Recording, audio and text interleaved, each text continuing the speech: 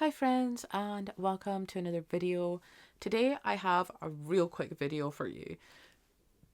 I want to do a 5-star prediction video in the hopes that I will get to these in 2025. That's my dog snoring in the background.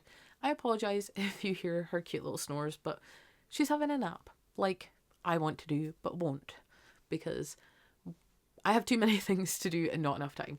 So I want to in 2025, I want to focus on my shelves. I want to focus on getting my shelves to reflect me as a reader, right? And so one of the goals that I have is I wanted to pick some books that I thought would be 5 stars and try and fit them into my 2025 TBR or reading life. And I had loads and loads picked out. I had about 10 picked out, and I just thought, this is too ambitious. I want a laid back kind of approach. So I actually picked 6 with the hopes that I can read a 5-star prediction every 2 months. It takes the pressure off. I'm still getting through my books. I'm still reading things that I think I'm going to love. But there's not that pressure to be reading something every month, There's not that pressure behind it. I'm such a mood reader that I find it hard to stick to TBRs. But not only that, when I fall out of a TBR, I can sometimes go in a slump. So for me, mood reading is the way forward. I do think in 2025, I may have some genre specific TBRs or maybe seasonal TBRs. But apart from that, I pretty much free read. And so picking 6 5-star predictions is a way for me to still feel free and have a lot of choice and flexibility in my reading. So the first book, the first 5-star prediction I have here is A Lesson in Thorns by Sierra Simone. And I think this is going to be 5 stars because, one, I have heard nothing but good things about Sierra Simone. I also have had this on my TBR forever. This used to be on Kindle Unlimited, I believe, years and years and years ago. And I had it on my Kindle for the longest time, and then it disappeared. And then my friend read it and they loved it. So I bought the whole series in the original floppy covers. And in this, it says, once upon a time, 6 children stumbled upon a wild place hidden deep in the moors, shrouded by secrets and fog. There we played a game among the roses and the thorns that would change us forever, that would follow us the rest of our lives. A game that ended with a hard kiss in the rain and tattered flower petals fluttering from above. And 12 years later, we're back. The heir, the dreamer, the priest, the genius, the socialite, the saint. I'm not going to dream of a forgotten place covered in thorns every night. I won't be enchanted by Thornchapel and its glossy, glamorous people. I'm not going to fall in love or have my heart torn in two. I'm not telling the truth.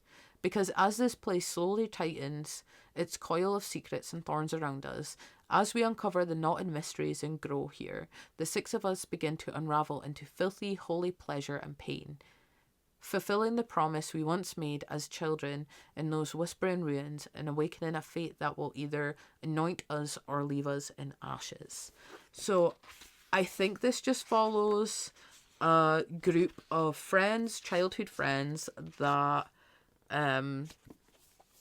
come back together and delve into the deepest parts of filth, pain, and pleasure. So I'm so hyped for this. I'm so scared as well because I know that my friend absolutely loved this, and I've bought the whole series.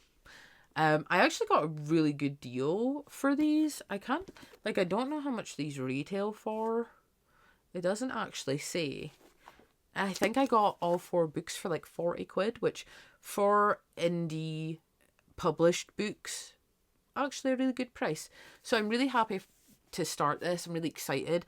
I also have American Queen by this author, but this one's just been on my radar longer, so I feel like it deserves a spot on this 5-star prediction. The next book is one that interesting. If this isn't a 5-star, I'm going to be really sad. It is Our Dark Duet by V. Schwab. The first book is Our Savage Song, and I read that for a vlog. Don't know if it'll be posted. Either a vlog that I've just posted or a vlog that I'm yet to post. I read the first book in this duology, and I really loved it. I gave it a 5 stars. A reluctant 5 stars. I think it was probably closer to a 4.75, and I think I explained why in that vlog. If it's live, I'll link it somewhere. If not, subscribe and hit the bell so you're notified when it comes out. But I have hopes that this one will be a 5 star because the world is just so interesting, and I think the characters may have some development. That was my main issue with the first book, is that the characters felt like they didn't feel unique, and I've came to expect uniqueness from Schwab now. So in the first book, you follow Kate and Flynn, and they are both on opposing sides of V City. You have Kate, whose father pay for protection against the monsters, and then you have August, who is a monster in himself, and he is on the Flynn side, that are people that are just fighting tooth and nail to survive, right? And it's essentially like city war, territory war, and August and Kate come entwined in this so deeply that their story, like, there's so many things that could happen in this book. Their stories are, like, their story together is not finished, and I am ready to see where it goes next, and I'm hoping again that uniqueness comes in. I loved August, sad boy monster, sign me up. Kate just was your average YA cookie cutter character, and it kind of, because I've came to expect such great things from Schwab, I think I would have felt different if I read this before her other works. But I have hopes that this one will be a 5 star, and I'm putting it on this list to manifest that this will be a 5 star.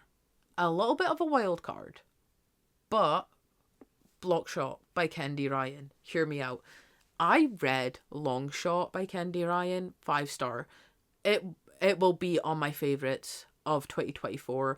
It was heartbreaking and brilliant and so well written. I want this to be a 5 star. I know that it won't have the same effect as Longshot, because Longshot was so soul destroying because of a certain aspect of the story. This one, I don't think will have that, but I do think it will have, its moments, and I'm really hoping that this is another 5 star from this author. These are basketball romance, they're sports romance. In the first one, we follow August and Iris. In this one, we follow Gerard and... Oh, God. Oh, no, I'm confused. Okay, never mind. I've just got myself confused, because the first one follows August and Iris, and the second one follows August's brother, Gerard, and his romance, and the third one follows Iris's cousin and August's teammate. So yeah, so in this we follow August's stepbrother, and I'm really, really interested in this whole series. I read Longshot by Kendi Ryan, gave it 5 star. It's going to be on my 2024 favourite. I now want to read everything from this author, and I want to find what I love in romance, which is another goal for 2025. I want to figure out what romance does it for me. I want to hone in on what I like, and because I loved the first one in this series so much, I just have hopes that I'm going to love this one just as much. So I'm putting it out there. It's going to be a 5 star. The next book I have here is Bonded by Thorns by Elizabeth Helen, and I believe this is the Fairy Loot. This is the Romantasy Fairy Loot edition. I really enjoy it. It's basic, but sometimes basic works well in these situations. Oh, did you hear that spine break there? I only opened the back book bit. Jesus. Calm down. And it also has the reverse just jacket. Let me see if we can see this here. There we go. So I don't actually know much about this, because I have avoided quite a lot. So let me see what it says here. It says, 4 handsome fey princes, 1 awkward bookworm, an enchanted veil, a beastly curse to break. Rosalina O'Connor lives her life in Orca Cove as quietly as she can. When her father turns up missing, Rosie goes after him and finds herself in the Enchanted Vale, the land of the Fae. When Rosie locates her father, she discovers that she has been imprisoned, and Rosie has no choice but to make a deal with the 4 Fae princes to take his place. As Rosie begins to learn more about the 4 princes she shares a castle with, she uncovers that they have been cursed. The princes must take on the form of demonic wolves every night, and with every year that passes, more of their magic fades away. If the princes can each find their mate, they will break their curse and free their realm. Rosie is determined to help them, but the only problem is, the more time she spends with the princes, the more she's convinced that she's the only one they're all meant to be with. A spicy Beauty and the Beast retelling filled with enchanted fae, morally grey characters, sinfully hot villain, and a princess who has found her Prince Charming. All 4 of them. Oh, damn. Oh, damn. Wait. Oh, got to cool off after that one. Maybe I'll just, read this one now, because that sounds good. I knew this was so hyped. I knew that it was a fae story. I knew that it was potentially poly, but I didn't know how the story worked. I didn't know about the demonic wolf thing or the magic and stuff, because I've avoided most of what this has to say simply because I want to go in knowing next to nothing. Again, my friend really liked this. I'm so hyped for this. We are matching, actually. Is this enough for me to read this book? Because I'm matching it? Maybe I should. Yeah, I'm so hyped for this one now. So hyped. The reason I was putting it off is because it's a series. I don't know where the series is at. I don't know how long I'll have to wait for books and stuff. I'm gonna read this, and it sounds like it could be a 5-star. The next book I have here is a recent addition to my shelves, and it is The God of the Woods by Liz Moore. This was a present from my mum, so thank you, Mum. And this is also, I think it was a Literally Dead book club pick, which was why it was on my radar. And it says, some said it was tragic what happened to the Van Laars. The Van Laars? Some said the Van Laars deserved everything they got, that they never even thanked the townsfolk who stayed out all night in the freezing forest trying to find the son, who had gone missing from their mansion in the hills. Some said there was a reason it took the family so long to call for help, that they knew what happened to the boy. Now, 14 years later, their teenage daughter has gone missing in the same wilderness as her brother. Some say the 2 disappearances aren't connected. Some say they are. This sounds right up my street, thriller, mystery, townsfolk being annoyed at, other townsfolk. This just sounds good, and I've wanted to read this as soon as my mum got me it, but I wanted to hold off as well, because I have this issue where I'll get really hyped and really excited for a book, and then I just won't read it because I'm either scared of the hype, scared to be let down, or I feel like I need to make time to really enjoy something, I can read something like Obsidian by Jennifer L. Armentrout without really having much thought process. But when I go into something like this, or Bonded by Thorns, I want to really devour and have a good time. So I really want to set aside the time for things like this, but I need to get over that, and I need to just read the things that I want to read. It's really that simple, but my brain doesn't like logic sometimes, apparently. The final book is Honey Witch by Sydney J. Shields. I love this cover. I really do love this cover. And yeah, I thought I had something underneath the Just jacket, but maybe I'm thinking of a different book. So all I really know about this is it's queer and it has a witch, obviously. But I want this to give me the same vibes as the Very Secret Society of Irregular Witches, which is why this is on this list, because I feel like it has the potential to give me those vibes. I feel like it very well could give me those vibes.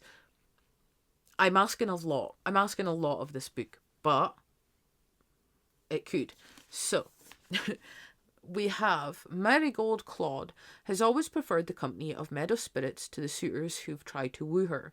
So when her grandmother whisks her away to the tiny isle of Enisifree with an offer to train her as the next honey witch, she accepts immediately. But her newfound magic and independence come with a price. No one can fall in love with the honey witch.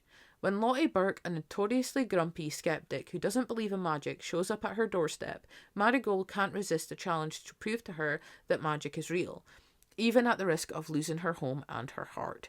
This is a debut, and it is a tale of sweet magic and love overcoming all.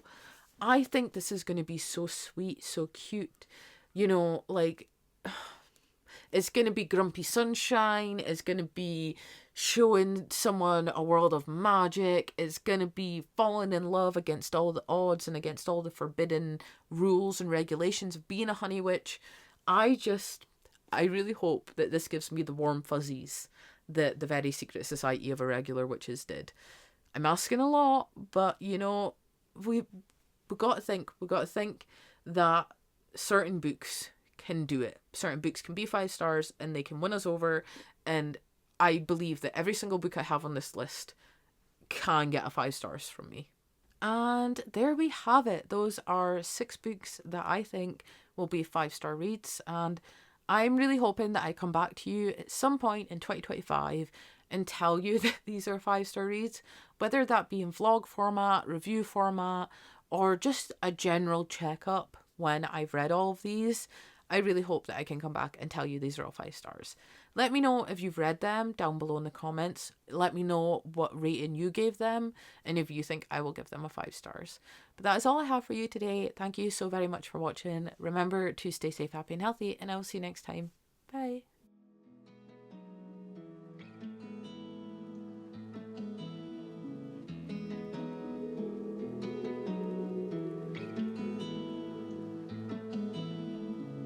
Pick it up from the top.